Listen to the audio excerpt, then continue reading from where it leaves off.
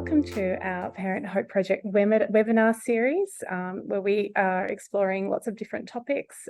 It's my pleasure to be able to talk through some of the programs that we have on at the moment. So I'm Vicki Wilkins, the Professional Programs Coordinator.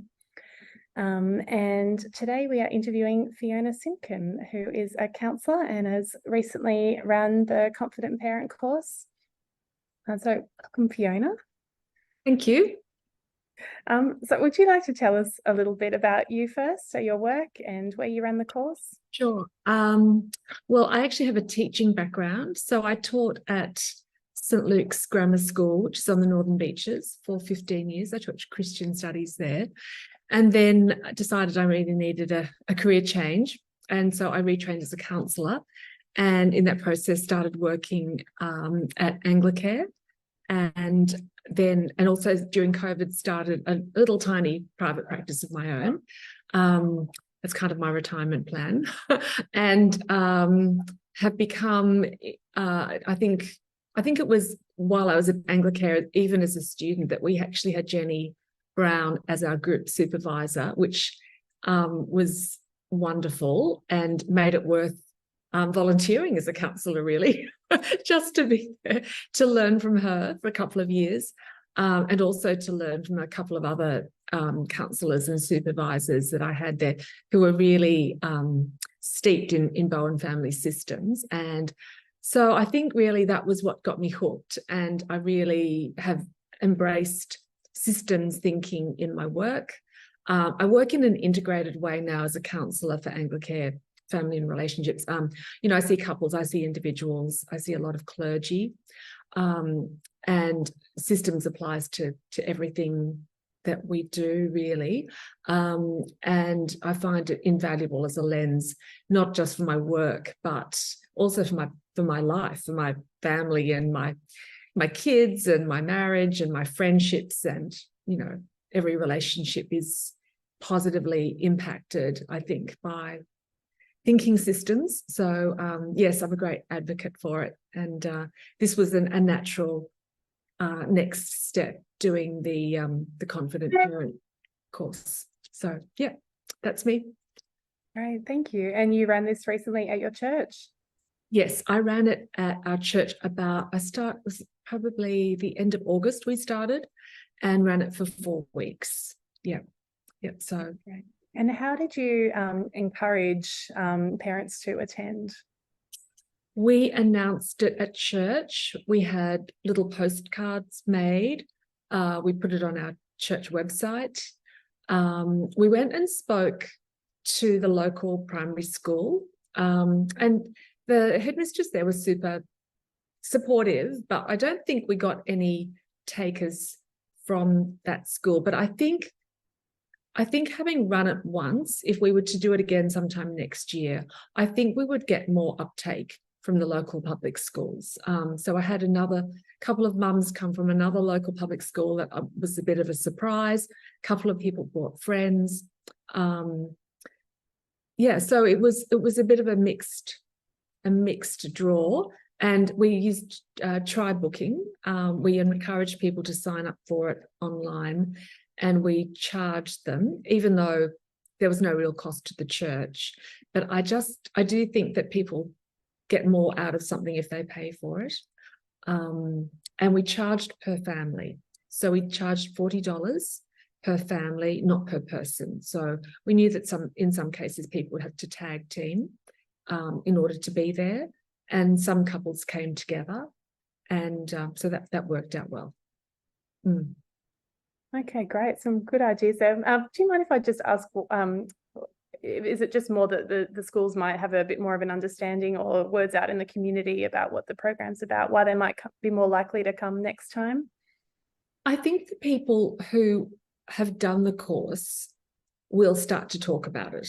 And I think if they're talking about it in the local schools, I think that will generate probably more interest. And if you've done the course and you've benefited from it, then I think you feel confident to kind of hand out the postcards and say, hey, this was really good. So I'm hoping that would happen in future.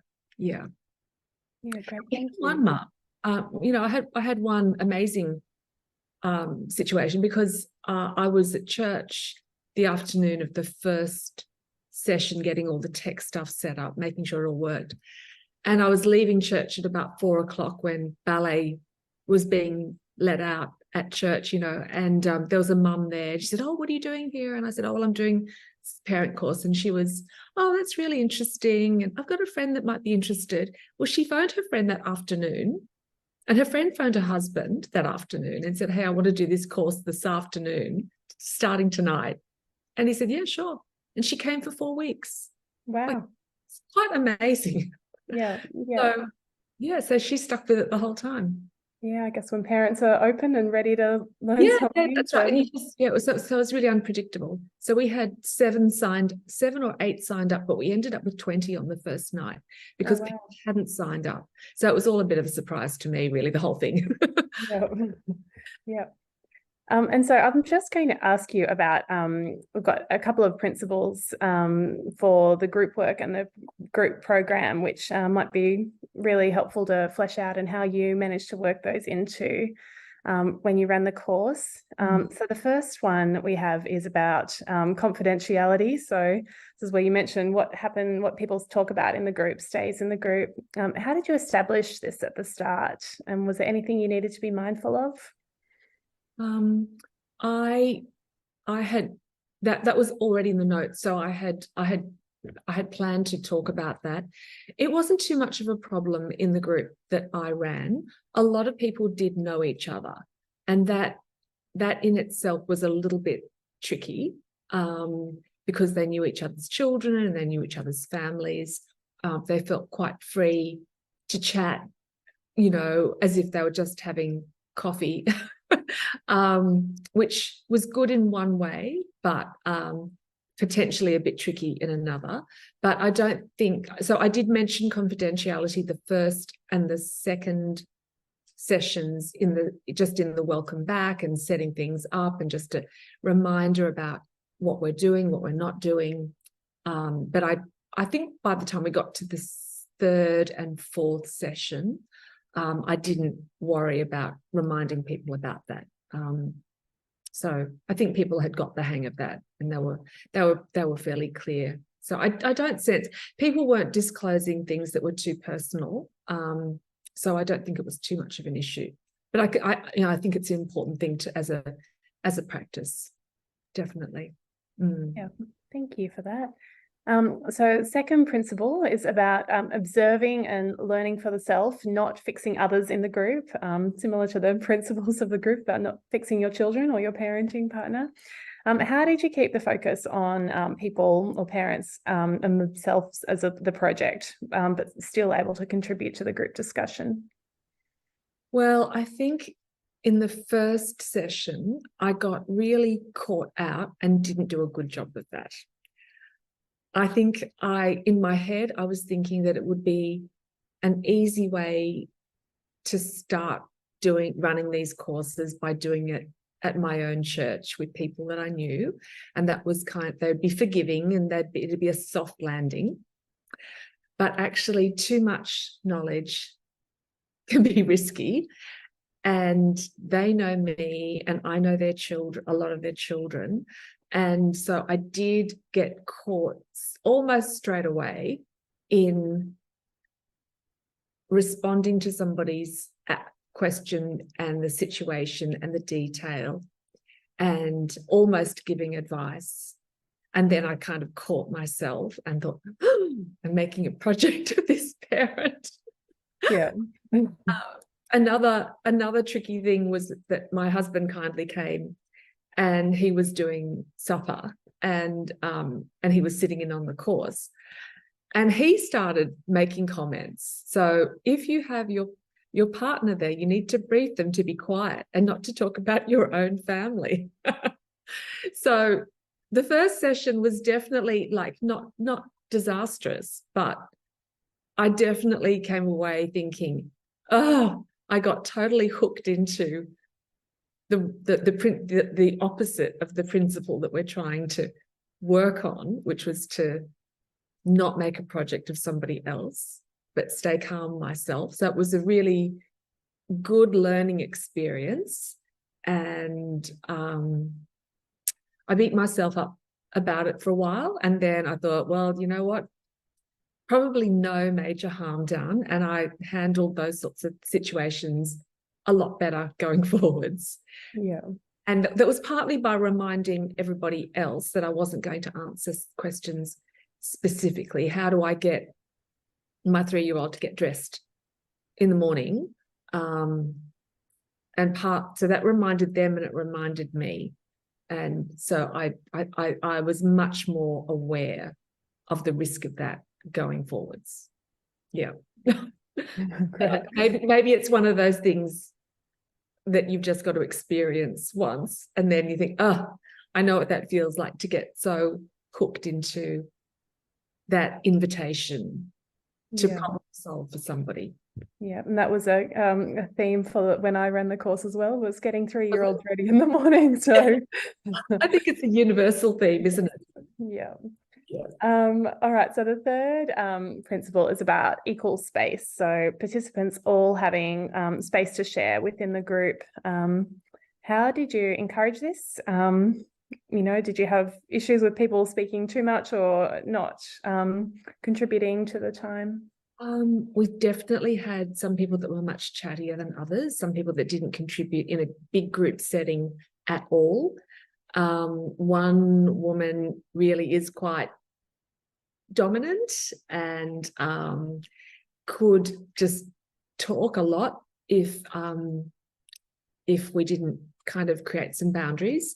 So I didn't have to kind of put the reins on too much. But what I did decide to do was, when we had breaks, was I just gave everybody time to chat to the person near them in small groups, some people with their partners and some people weren't. So I encouraged people just to get into groups of 2 or 3 or 4 and discuss whatever the questions were, so that everybody had a chance to talk and share. And that seemed to work well. So I feel as if everybody got a chance to speak and make comments and, engage, even if it was just in a very small group. And I think there were some people that were always happy to contribute, and then some people warmed up to it in a bigger group. But I think that's pretty much human nature, isn't it? I mean, if you have a random selection of people, it's always going to be like that. So I think having that little 5 minutes of 2 or 3 together, and then did you want to share anything that might be interesting for everybody else to hear about? I sort of broke the pauses and the discussion time into 5 minutes and 5 minutes, and I think that worked quite well. Yeah. Okay, and then so after people had their individual discussion time, you brought that back to the bigger group, or were they able to share? Yes. I'd also heard from somebody else that had done the course a few months ago at another church, that her experience of the discussion breaks was that there was a lot of silence. And she had said to me, don't worry if there's a lot of silence, because, these ideas take quite a lot of thought to process. And you do have to, okay, so what does that mean? What am I doing? And, it's quite personal in some ways, isn't it? So I think some people were just really processing as well. Absorbing and I think so. I think that's, again, similar to my experience. Was just this is quite a big mind shift of way of thinking about parenting. So yes, good to know that you can still allow space for people to absorb that. And on session 4, I had allowed more time for questions, thinking that people would have a lot of questions, but they actually really didn't, which is interesting. And I don't think it's because I explained everything perfectly, but I think maybe they were a bit, I don't know, it's a lot to take in, they were tired, they'd heard a lot. Yeah, so there weren't as many questions right at the end as I thought there might be.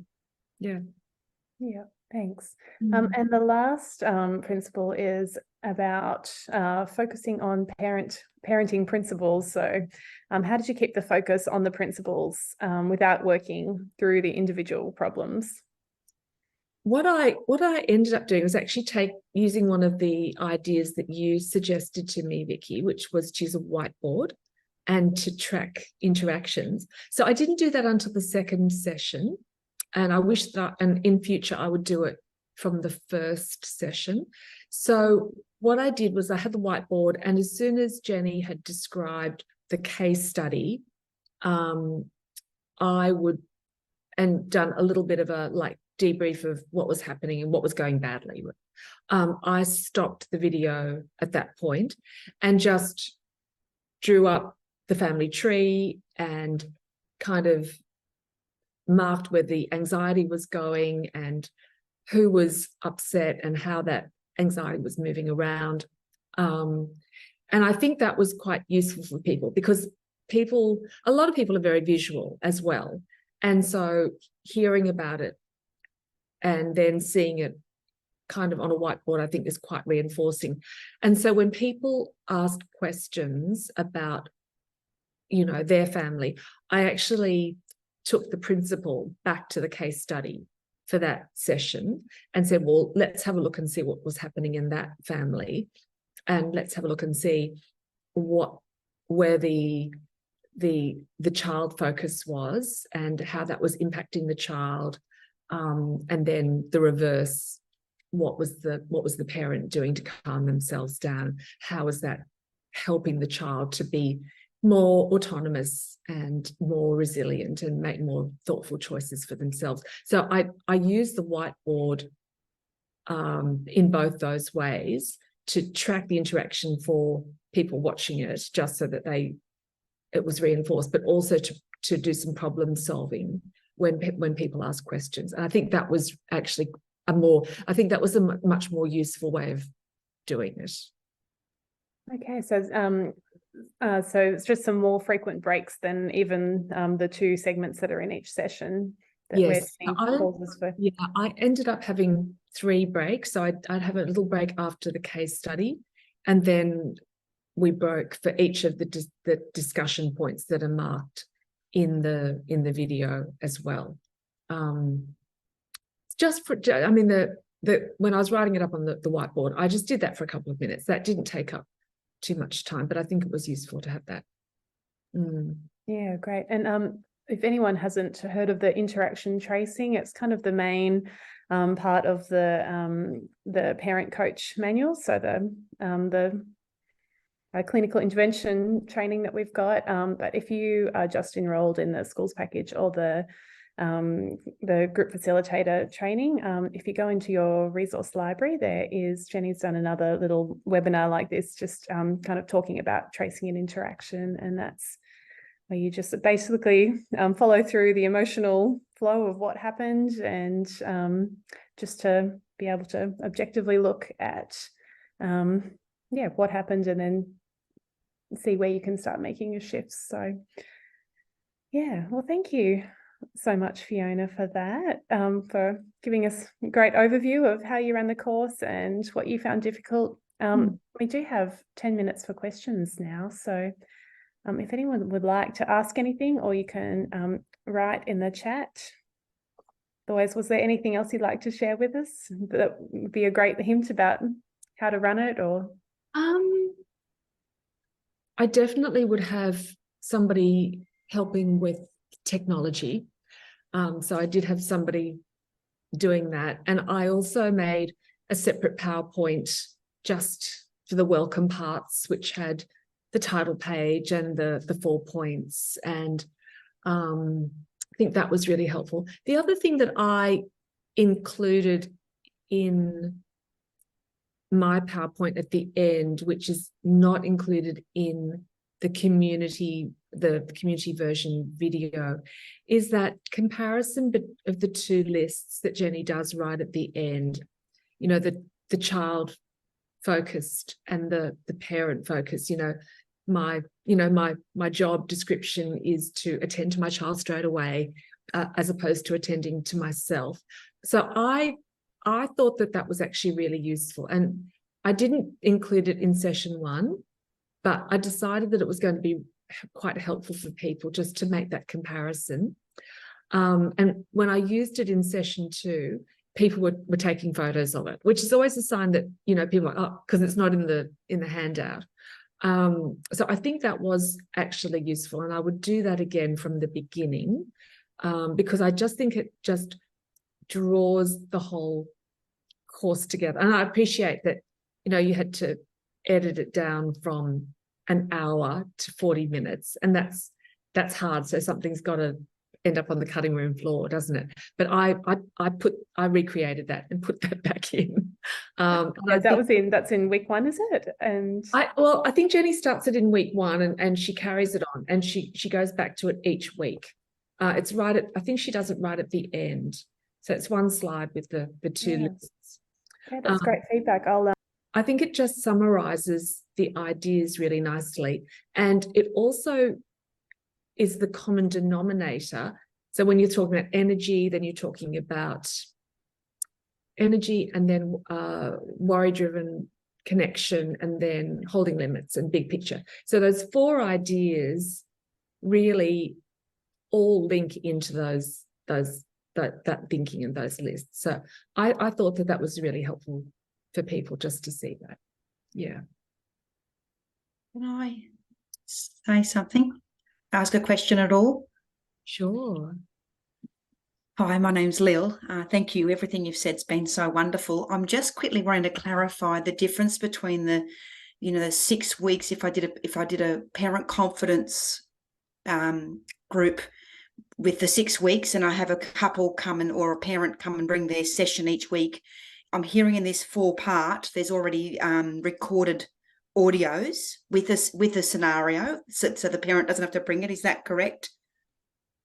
Yeah, so this is more the psychoeducation rather than the like the manual where you sit and work directly with the parents and they trace their own interactions. Yeah, so this is Jenny's recorded like a 4-part video, and so there's the full video version where you can, it's like, I think they're about an hour or so sessions, but this one is where it's you do the facilitator training, and then you can kind of do the group interaction. So it's just a bit more introducing the ideas, and you trace someone else's interaction, and it's probably better more for like a more of a community base rather than individual. Because I've got a group starting late next year, and the end of the school holidays, about 7 couples, and I haven't done this training from what I'm gathering. I've only done the Parent Hope project, Parent Confidence project, and I'm just trying to understand the benefits of this one versus getting the 6 couples together and doing, each couple getting a tracking, and we do the manuals together. This one's obviously shorter. Yeah. Can you just quickly highlight the benefits of maybe this one over the other one? I think this is just more of like a lighter option, or like an introductory option. So rather than parents, with kids with more severe symptoms would probably actually need the more direct intervention, whereas this is just a bit more of like a community-based, be better for like community groups or schools, or it could work in your area. On that, there is Amber might have the link to put up, but you can go and get a free it's like a free preview of the first week of the videos. So that might be, thank you, Amber.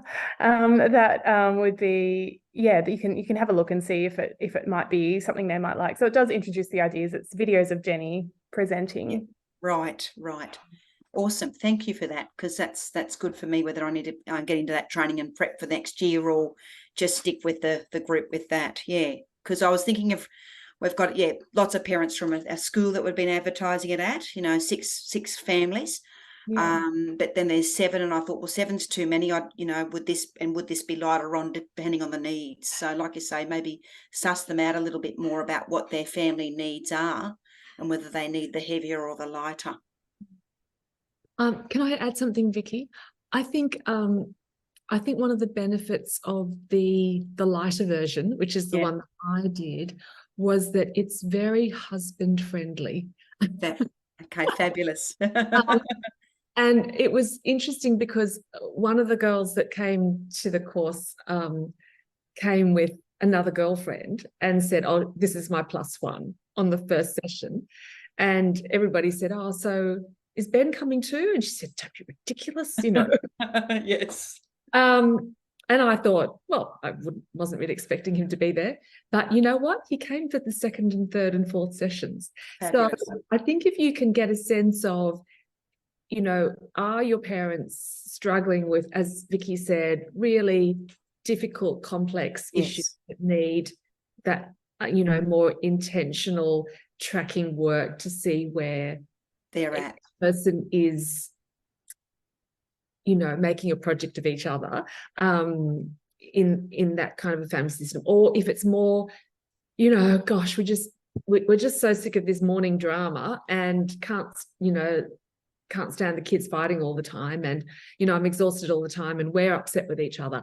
If it's more generalized parenting, then it might be good, you know, the lighter course might be enough. And also if you get the sense that somebody, you know, there's somebody, a mum who wants to come, but her husband is dragging his heels a bit, then the lighter course, you know, 4 weeks, it's pretty much video based, you know, it's just watching television really. You know, you can sell it that way, and but you know, they would still actually get quite a lot out of it. Awesome. So, thank you for that. Thank you.